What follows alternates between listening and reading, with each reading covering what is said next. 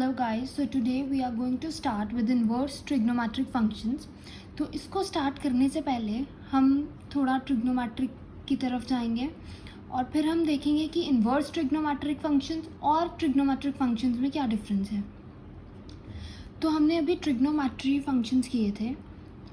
Late us suppose y is equals to sine theta.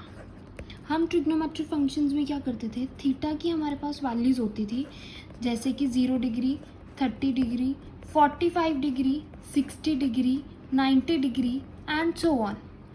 हम trigno में क्या करते थे, थीटा की वैल्यूज़ डालते थे. सपोज़ हमने थीटा की वैल्यू डाली 0 डिग्री तो y is equals to sine 0. Sine 0 कितना होता है, 0. तो y की वैल्यू आ जाती थी हमारे पास 0. सिमिलरली हमने एक टेबल भी किया था जिसमें इधर एंगल्स होते थे 0 से 90 डिग्री तक और यहाँ पे हमारे पास ट्रिग्नोमेट्रिक फंक्शंस होते थे. उसके बाद थीटा को अब हम लेते हैं 30 डिग्री.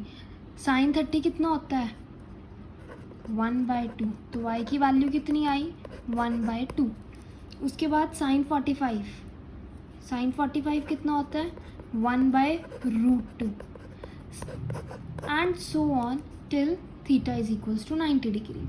तो हम ट्रिग्नो में क्या करते थे, हम थीटा की वैल्यूज़ डालते थे और कॉरस्पॉन्डिंगली हमारे पास किसकी वैल्यूज़ आती थी, y की आती थी.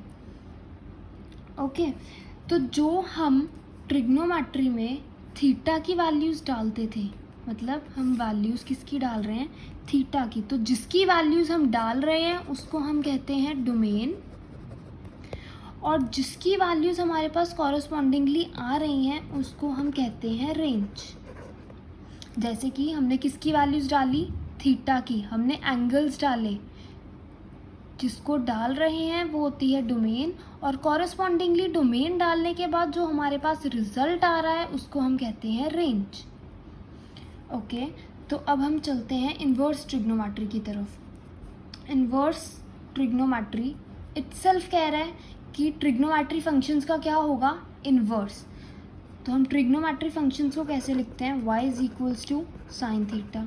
अब हमें इसका इन्वर्स करना है तो इसको जब हम इज इक्वल्स टू की लेफ़्ट साइड ले जाएंगे तो हमारे पास ये क्या बन जाएगा, theta is equals to sine inverse y. ये -1 का साइन हम इसको प्रोनाउंस करते हैं इन्वर्स. ओके तो ये क्या बना, theta is equals to sine inverse y. ना इसमें अब हम क्या करेंगे, हम इसमें y की वैल्यूज़ पुट करेंगे. y की वैल्यू हम पुट कर देंगे सपोज 0, 1/2, 1/√2, √3/2 एंड 1. All right. जब हम y की वैल्यूज़ को फिल करेंगे तो हमारे पास किसकी कॉरस्पॉन्डिंगली वैल्यूज़ आएंगी, थीटा की. तो हमने पहले y की वैल्यू 0 पुट की. जब हमने y को 0 किया तो क्या आया, theta is equals to sine inverse 0. Sine 0 कब होता है, किस एंगल पे होता है, 0 पे. तो थीटा की क्या वैल्यू आई, 0 डिग्री. सिमिलरली जब हमने y को 1/2 लिया, बाय 1/2 तो theta is equals to sine inverse 1/2. Sine 1/2 कहाँ पे होता है, किस एंगल पे होता है, 30 डिग्री. तो थीटा की क्या वैल्यू आई, 30 डिग्री. तो हम इन्वर्स ट्रिग्नोमेट्री में क्या कर रहे हैं, हम y की वैल्यूज़ डाल रहे हैं और हमारे पास कॉरस्पॉन्डिंगली थीटा की वैल्यूज़ आ रही हैं. तो जिन वैल्यूज़ को हम डालते हैं उनको हम कहते हैं डोमेन और जो वैल्यूज़ हमारे पास आती हैं डोमेन डालने के बाद, जैसे हमने इसमें डोमेन क्या डाली 0 तो हमारे पास आया थीटा. तो जिसकी वैल्यूज़ आती हैं हम उसको कहते हैं रेंज. इधर हम एक छोटा सा टेबल बना लेते हैं जिसमें डिफरेंस है ट्रिग्नोमेट्री एंड इन्वर्स ट्रिग्नोमेट्री में. ट्रिग्नो में क्या था, हमारे पास जो डोमेन और जो रेंज थी, हमारे पास ट्रिग्नो में डोमेन क्या थी, एंगल्स थे. एंगल्स को डाल रहे थे, y की वैल्यूज़ आ रही थी. एंगल्स को डाल रहे थे, y की वैल्यू आ रही थी. तो डोमेन क्या थी हमारे पास, angle theta. So domain is angles. और हमारे पास रेंज क्या आ रही थी, ये 0, 1/2, 1/√2. तो हमारे पास रेंज आ रही थी वैल्यूज़ लाइक 0, 1/2, 1/√2, √3/2 एटसेट्रा एटसेट्रा.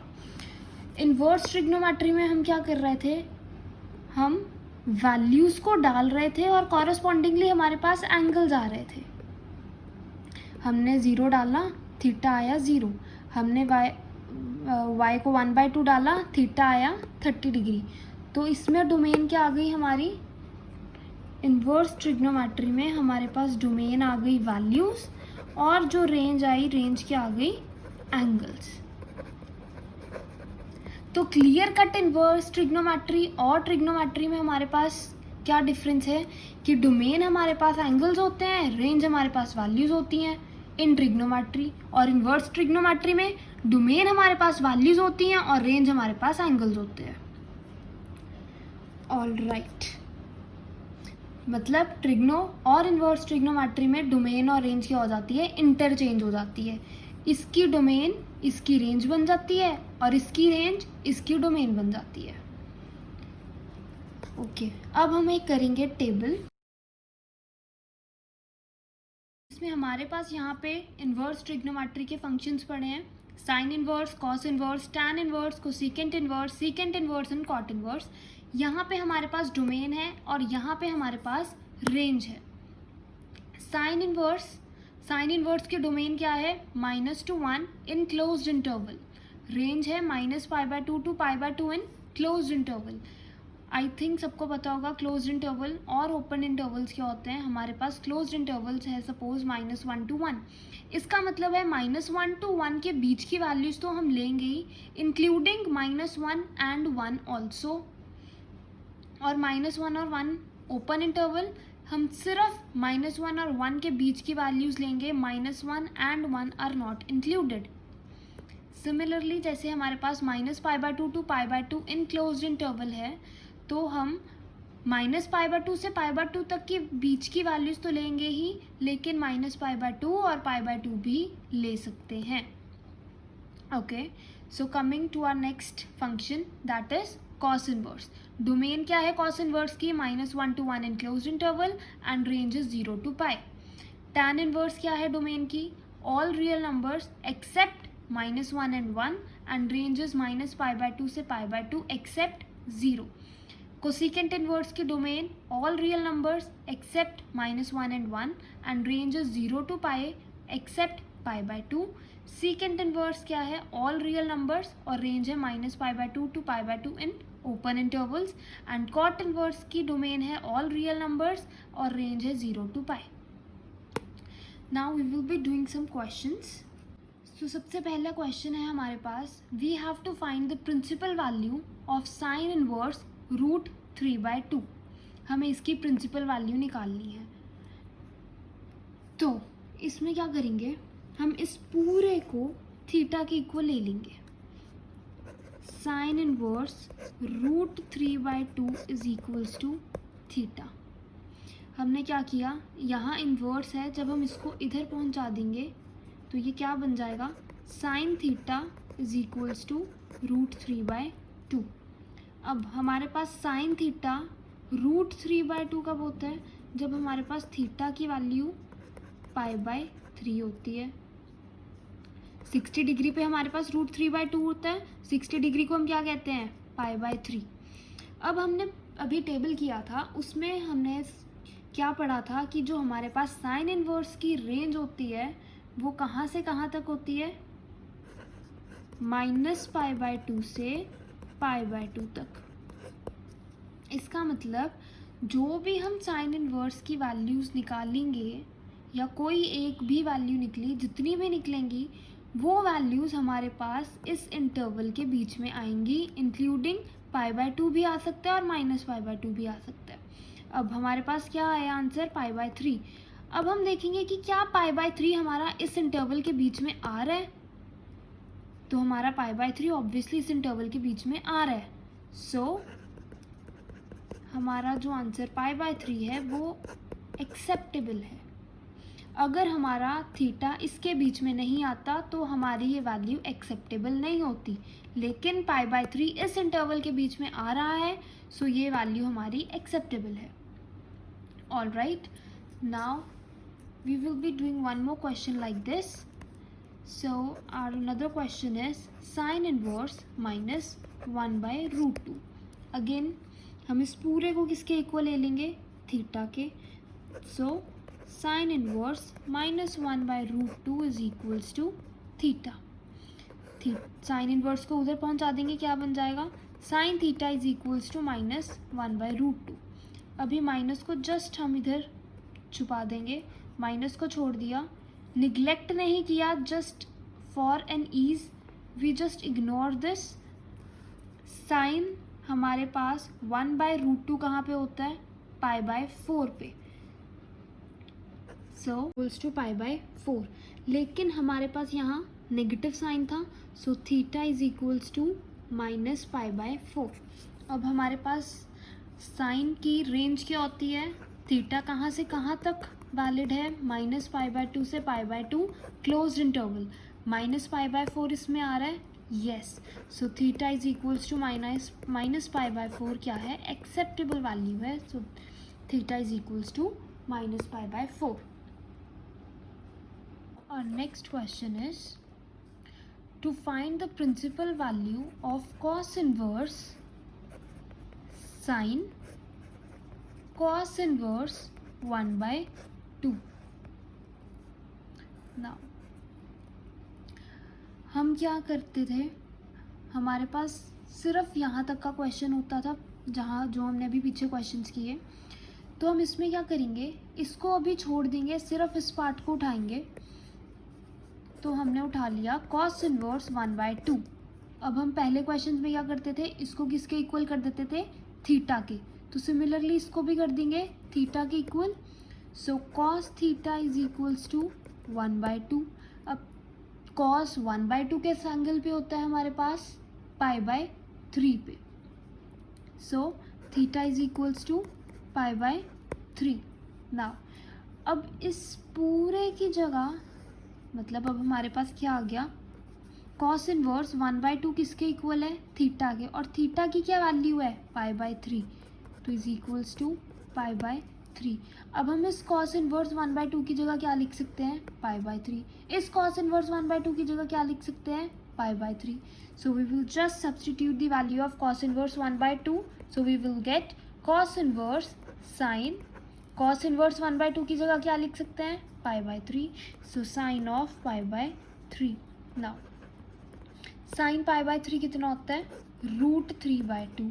अब हमारे पास cos इनवर्स √3/2 आ गया। सिमिलरली अब क्या करेंगे, इसको थीटा के इक्वल ले लेंगे, सो cos थीटा किसके इक्वल आ गया, √3/2।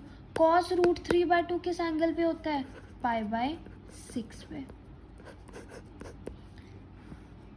हमारे पास जो cos की रेंज थी वो क्या थी, -π/2 से π/2 इन क्लोज्ड इंटरवल। हमारे पास π/6 इसके बीच में आ रहा है, यस बिल्कुल आ रहा है, तो थीटा इज इक्वल्स टू π/6 हमारा आंसर है।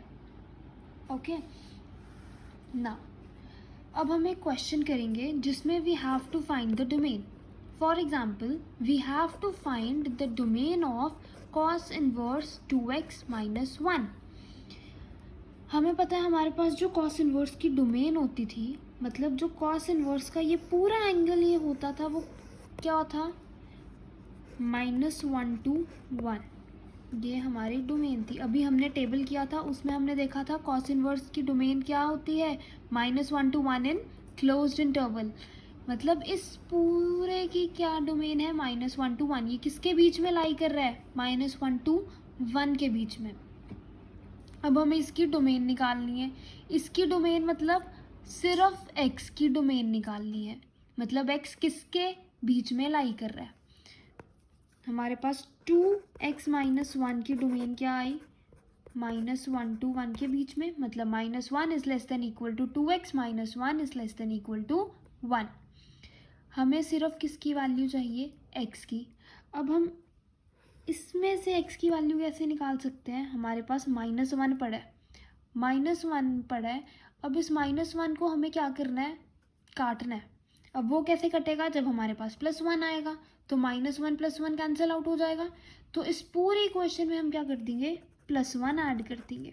-1 + 1 is less than equal to 2x, -1 + 1 is less than equal to 1 + 1। -1 + 1 is 0 less than equal to 2x. -1 + 1 0 plus 2x, so 2x less than equal to 1 + 1 2. अब again हमें क्या चाहिए, x, लेकिन हमारे पास 2 पड़ा है. अब हम x कैसे लाएंगे, इसको 2 से डिवाइड करके. जब हम इसको 2 से डिवाइड करेंगे 2 से 2 कट जाएगा, हमारे पास क्या बच जाएगा, x. तो हम इस पूरी इक्वेशन को 2 से डिवाइड कर देंगे. 0 डिवाइडेड बाय 2 इज 0 ओनली. क्या बच गया, x less than equal to 1. तो x की जो हमारे पास डोमेन आई वो क्या आई, 0 to 1. हमारे पास इक्वल टू का साइन यहाँ तक चल रहा था. इसका मतलब क्या है, -1 to 1 डोमेन होती है. हमारे पास ये कौन सा इंटरवल है, क्लोज इंटरवल. क्लोज इंटरवल का मतलब क्या होता है, -1 to 1 के बीच की वैल्यूज तो आएंगी, लेकिन -1 और 1 भी इंक्लूडेड है. इसलिए -1 और 1 के बीच में हमारे पास ग्रेटर देन और इक्वल टू का साइन आएगा. और ये इक्वल टू का साइन हमारे पास एंड तक जाएगा. जब इक्वल टू का साइन हमारे पास एंड तक जा रहा है तो इसका मतलब क्या है, 0 और 1 भी इंक्लूडेड है. तो x की डोमेन क्या आई, 0 to 1. So that's it for today. Now we will discuss new topics of inverse trigonometric functions in our next video. Till then, do practice of trigonometry and inverse trigonometric functions.